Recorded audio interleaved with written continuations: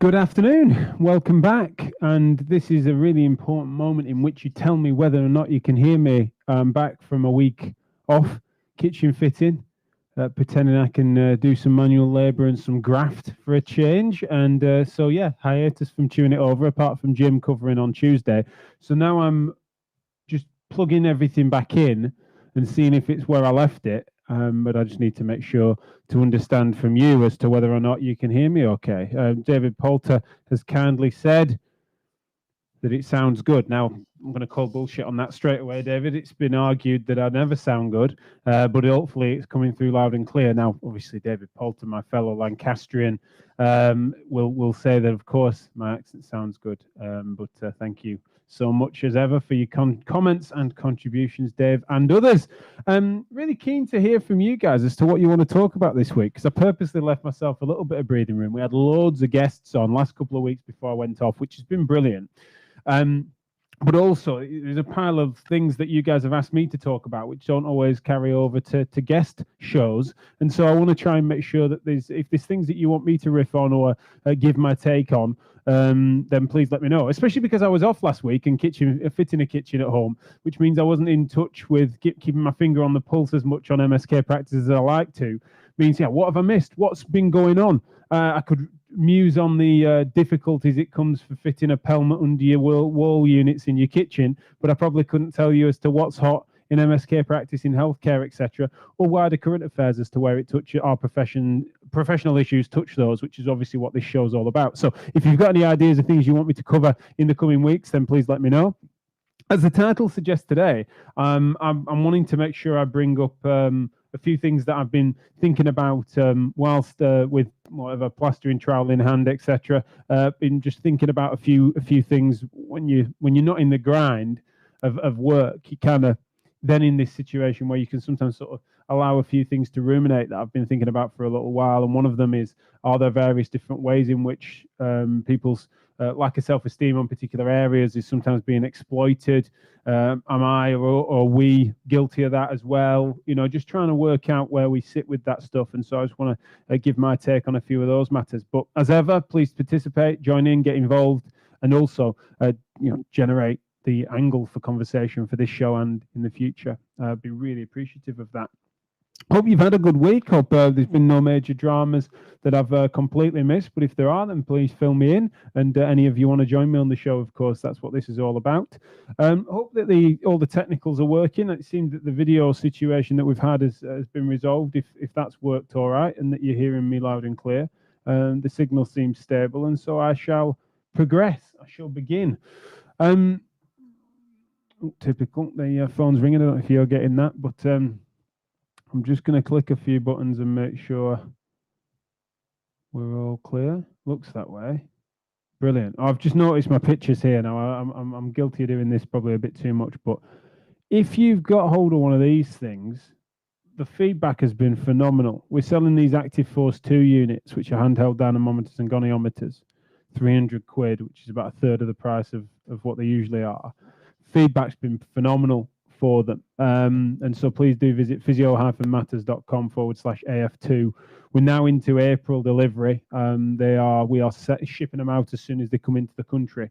And we can guarantee April delivery, but they are doing really well, selling like hotcakes, but also the big thing for us is just bringing measurement to the fore and being able to try and raise standards. And so we're going to think about ways in which we can use case studies as well as then a repository of data for us to try and make sure we learn for how we can revise and improve this. For those that have been, one of my next things that we want to try and do is try and create a decent rig that you can then fix to a surface so that the smooth surface then fits into it. You can do that. You can push it against something, but at the moment it's slightly rounded side, so you push against it if it's totally not central, and sometimes it can wobble a little bit. So we're thinking about creating a rig for that. So really appreciate those that are giving us feedback in real time for it. But it's been fantastic. So do check that out if you haven't got your hands on one of those already. But to today's topic, what am I getting at? The title, Who's Exploiting a Lack of Self-Esteem? The description unpacks it a little more. But the big thing for me on this is I think it's totally pretty uncontroversial thing to say that that people in general, all humans, never mind professionals, are going to vary on their confidence on specific issues, as well as more broadly on their sort of self-esteem, however you'd define that.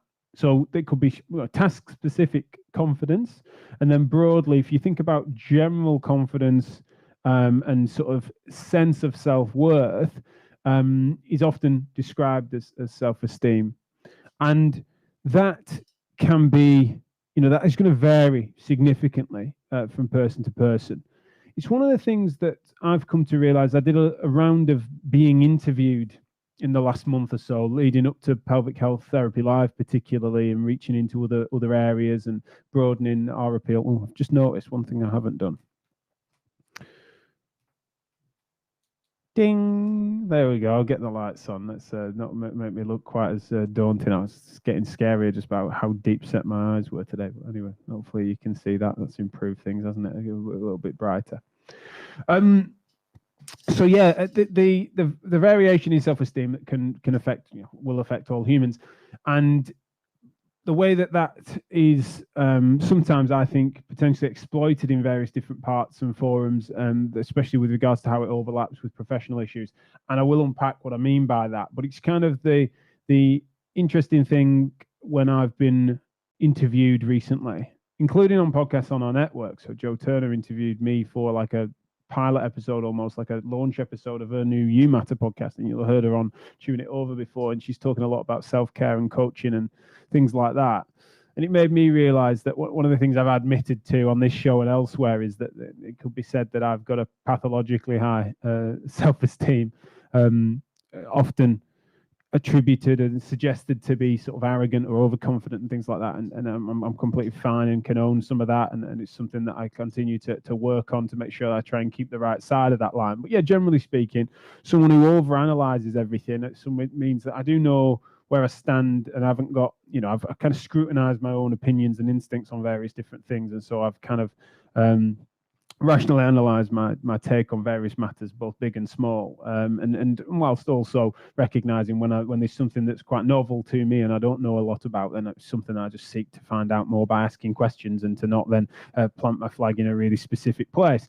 But generally speaking, that has meant that others have told me that that's actually fairly rare. And when I look at sort of personality metrics and dimensions, then I think that there is something fairly rare about that combination of things that mean, for example, that I'm someone that's sort of driven a lot by compassion and care, but also I don't necessarily, if a sense of politeness would compromise my ability to deliver that, then that certainly I won't compromise in that direction. And that's quite a rare personality metric. That means that to some extent, I've seen as being fairly confrontational on various different matters, and then that's something that obviously I don't want it to be aggressive.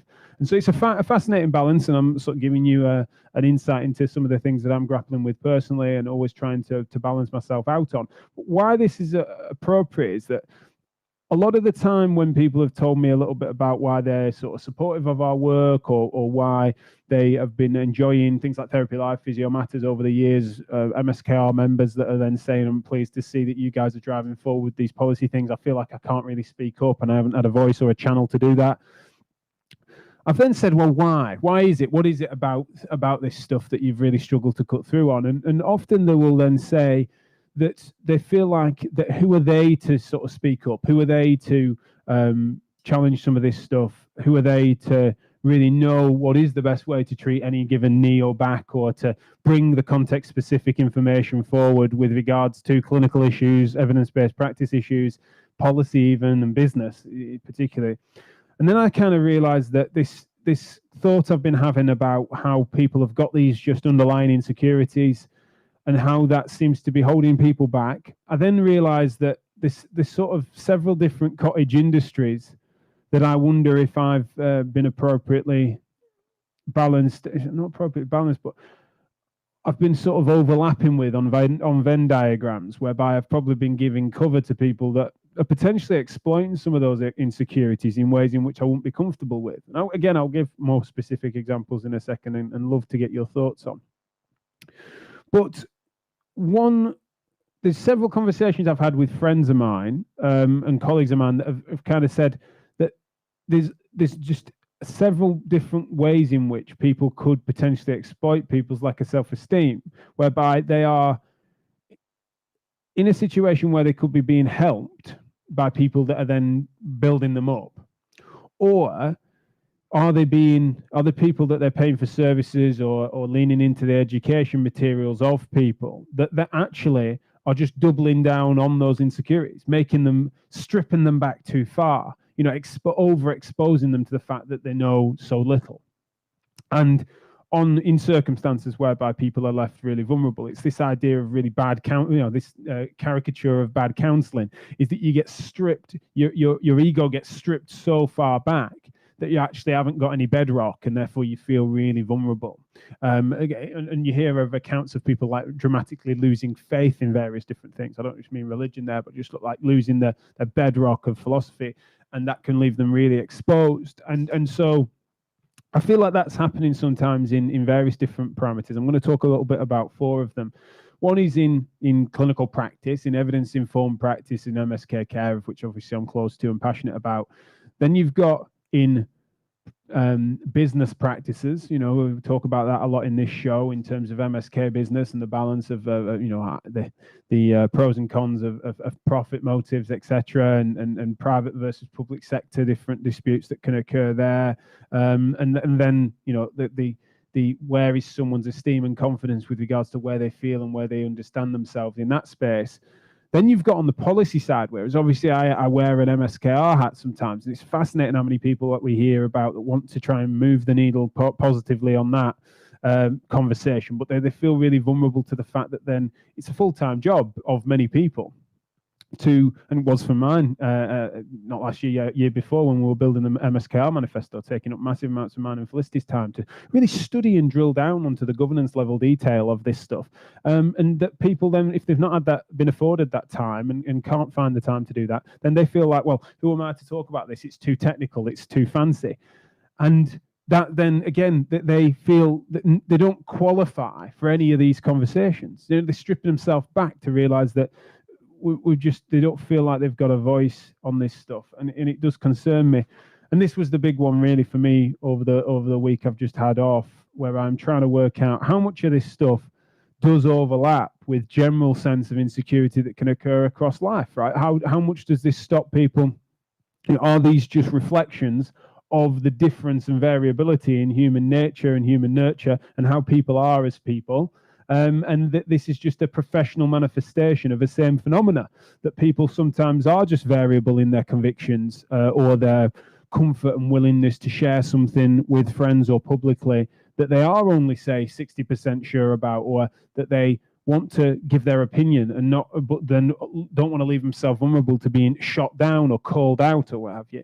And are we in an atmosphere that is sufficiently hostile, both professionally and personally, in such a way that means that if people haven't met a really cocky threshold, whereby it's like they need to be really convinced and really thick-skinned in order to put themselves out there, that's not healthy. And then on that, both in terms of life as well as in professional issues, have we, and the royal we there being Physio Matters, Choose Health, MSKR, the businesses and companies of which I have significant influence, although hopefully not as a dictator, but part of a member of a team, a founder of, Therapy Live being another example. Are those things perpetuating that problem if it does exist, or are they helping to resolve some of those things?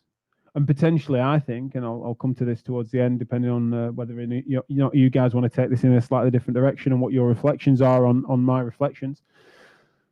But I think, has that changed over time? It's been a few people recently that I really care about their views on, who feel that actually, yes, that there is a relevant difference to being my tone and tenor as it's seen now, especially since this show seems to have been a real difference. Now, for me, this is just a new medium of me articulating my views in its fullest form on this stuff. Whereas I think before I was sort of restricted to, say, Twitter. And therefore, I don't think necessarily I've had a massive shift in views, but there's some people that perceive that actually my views have been tempered, or hearing them out in their fullest form, they think that they are softer than what they perceive mine to be in the past. Now, I'm not averse to the fact that that might have matured, or my style or my tone or my attitude might have improved in that direction, but I also don't know how much that is just a reflection of the medium. And I'm definitely intrigued by that, and definitely interested in whether any of you think that. So I've said a lot there. I hope at least a corner of it makes sense. And so I want to ask you guys, if you're tuning in live, so this broadcasts out to Instagram, Facebook, LinkedIn, YouTube, Twitter, Twitch. And if you are listening into this and you are completely baffled as to what the hell I'm on about, please let me know. I'm sorry I've not been able to articulate it very well. If you can understand what I'm getting at, or you have any questions in that direction or comments in that direction, please let me know. I'd love for you guys to get involved in the latter parts of this show today. Is there a human differential in self-esteem that is manifesting itself professionally in such a way that some people just feel a little underconfident and therefore less likely to put themselves forward? Is that just people having human dispositions that are different and therefore that's going to be really difficult to account for? Or is there something that someone would feel more confident talking about anything else, but when it comes to professional issues, they won't put themselves forward because of an atmosphere that has been created or contributed to, including if you feel so bold as to say whether or not me and mine have over the years or recently contributed positively or negatively to that, and how might we correct for that if that is still considered a problem. And I'd be really interested. Now on those 4 levels, so please do get stuck in on the chat if you are watching live. Many of you tuning in after the fact, of course, please email info@physio-matters.com if you want to email us that way. That's the easiest way to find us. But obviously any social media where you're finding this, then please just getting stuck in after the fact. That's sometimes really what informs future shows. But anyway, I said these 4 categories, didn't I, right? So I said evidence-informed clinical practice, business, policy, and then how does that manifest on broader life-related issues in terms of personal self-esteem, independent of professional. So let me just go to the clinical first then. So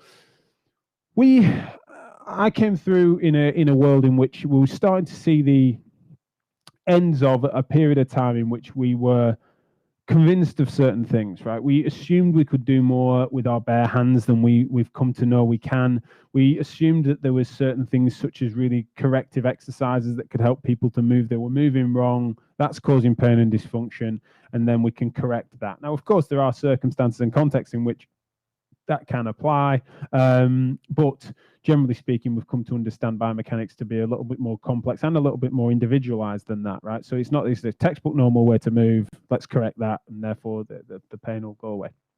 Similarly, the things that we can do to correct things, tissue physiology, etc., with our hands or with needles or with tape, and including the way in which we can manipulate forces sometimes. We were always thinking too narrowly on that stuff, right? So it was always like, right, let's correct that with an orthosis and strap this, and so it doesn't move that way. And if we train that muscle to pull the femur that way, I'm basically just sort of cartoonishly sort of describing a few ways in which we thought things were going on.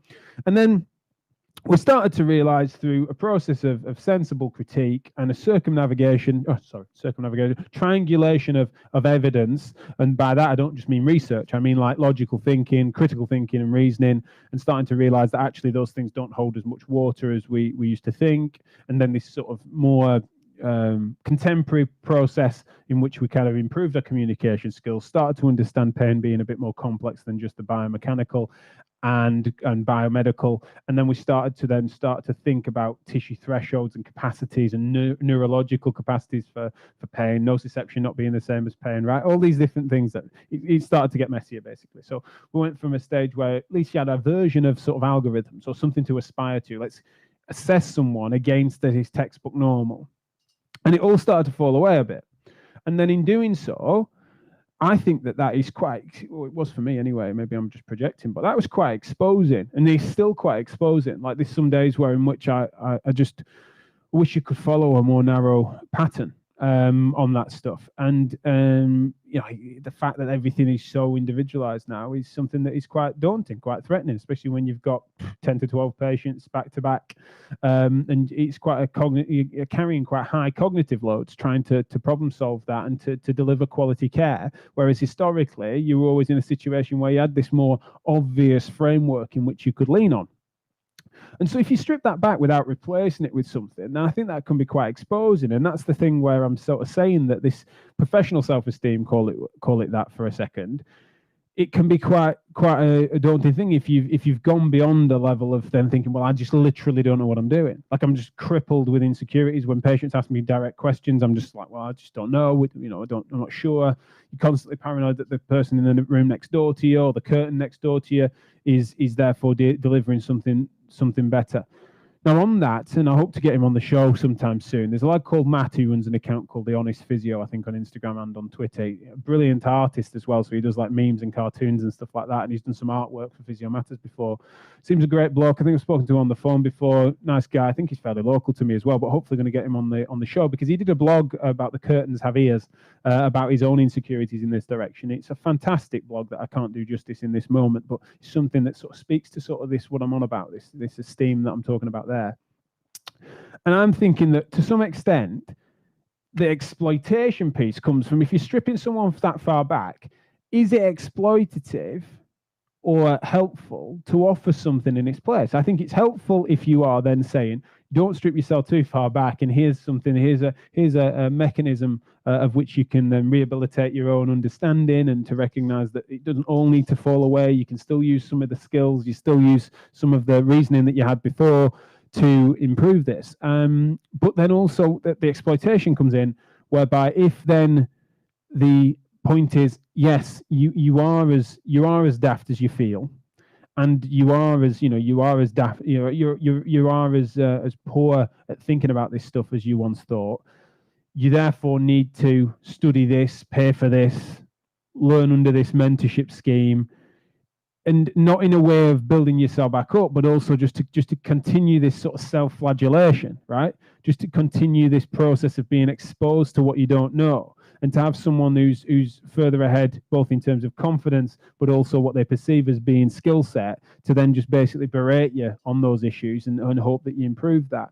It's a fine line, because that same, a good version of the same attention could be that helps someone to realize, this is where you are, this is where you need to get to, but also we can work on that together, and through exposure and learning and education, that's where it can be. And obviously that's what I'm trying to create with Physio Matters over the years, more recently Therapy Live, but all the educational stuff we do on social media.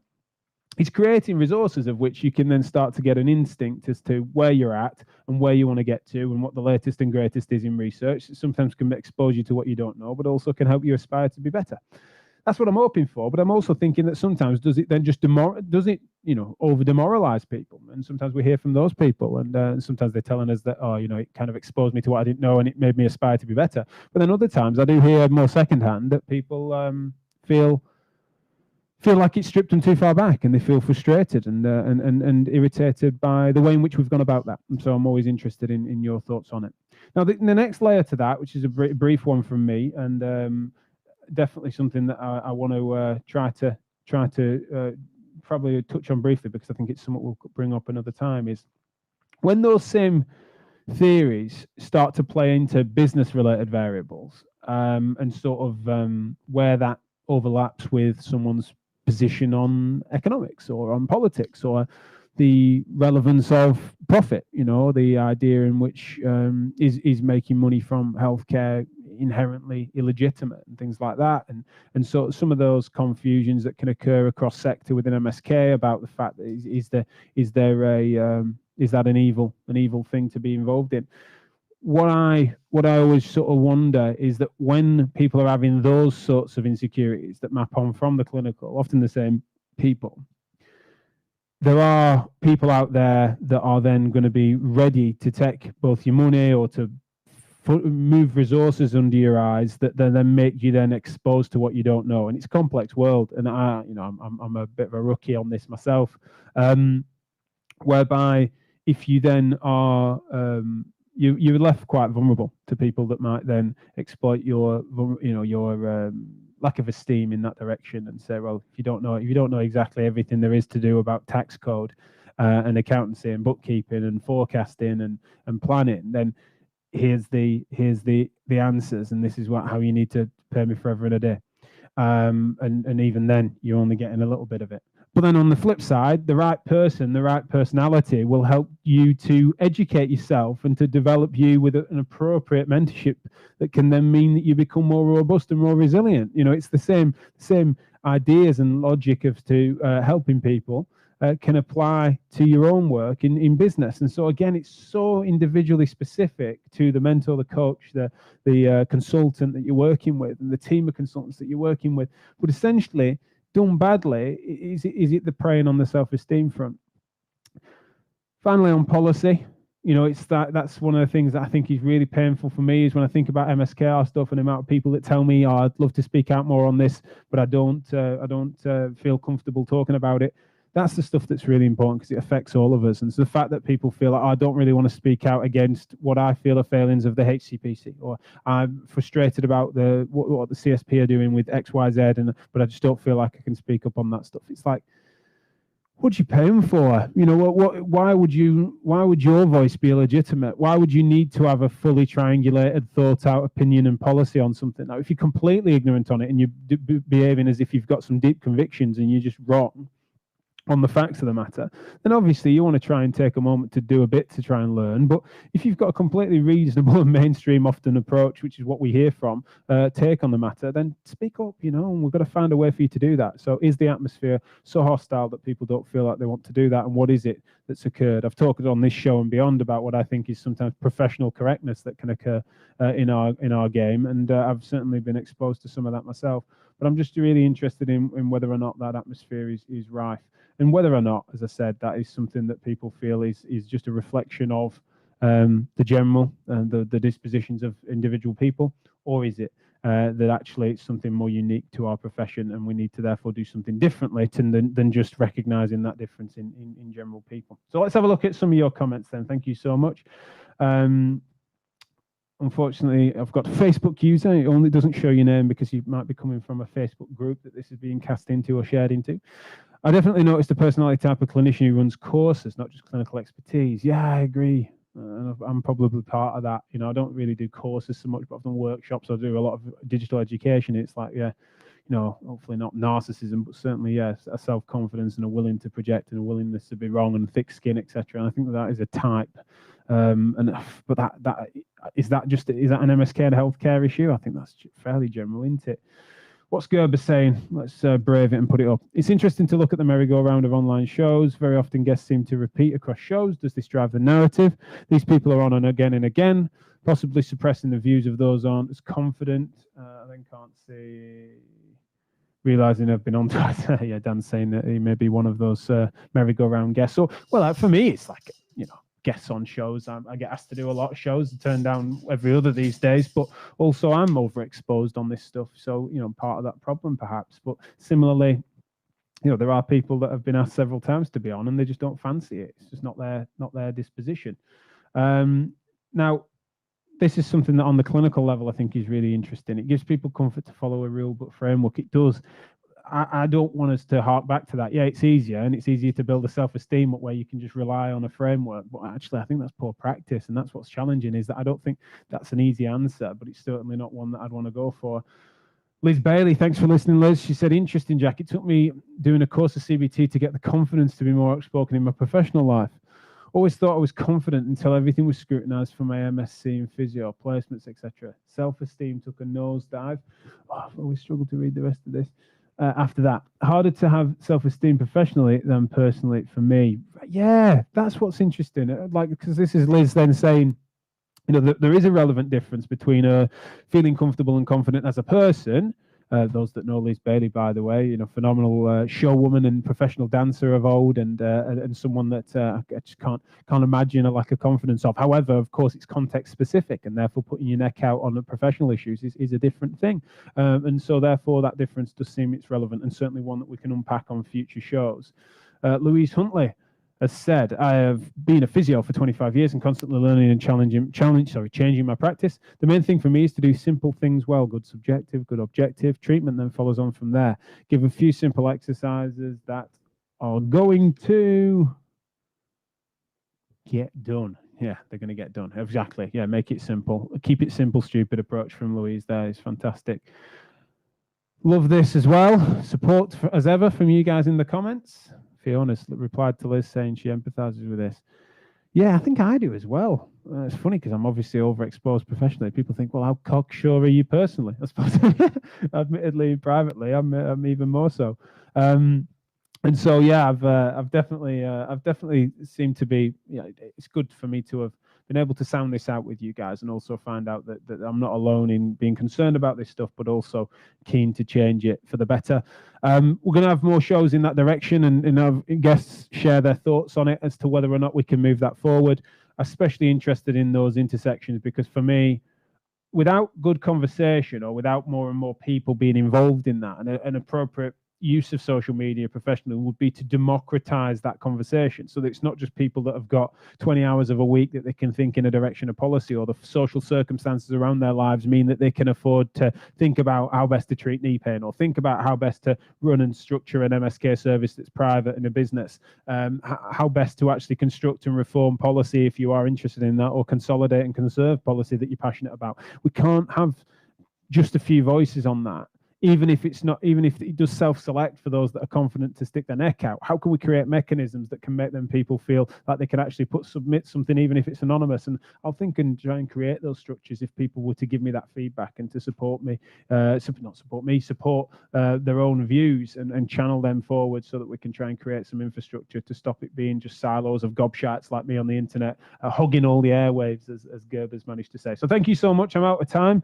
I've just realized that, so I need to crack on. Interestingly, I'm late for a meeting with our business consultants at Elevate, which are a perfect example of the positive side of what I was describing, whereby, yes, there are people that could exploit low self-esteem in that direction, and then there were quality mentors that thoughtfully help you to raise your own standards and expose you to what you're short on, and they're a great example of that. So do check them out, and we'll have them on the show again. We had Andy Hosgood on a couple of weeks ago, and so I need to shut up and get off and get on that meeting, otherwise I'll be in trouble with them. But thanks as ever for your time, guys, and I'll speak to you soon. We'll be back tomorrow for more Chewing It Over. I think it's the First Steps crowd tomorrow for our takeover shows on Tuesdays, but for now, bye.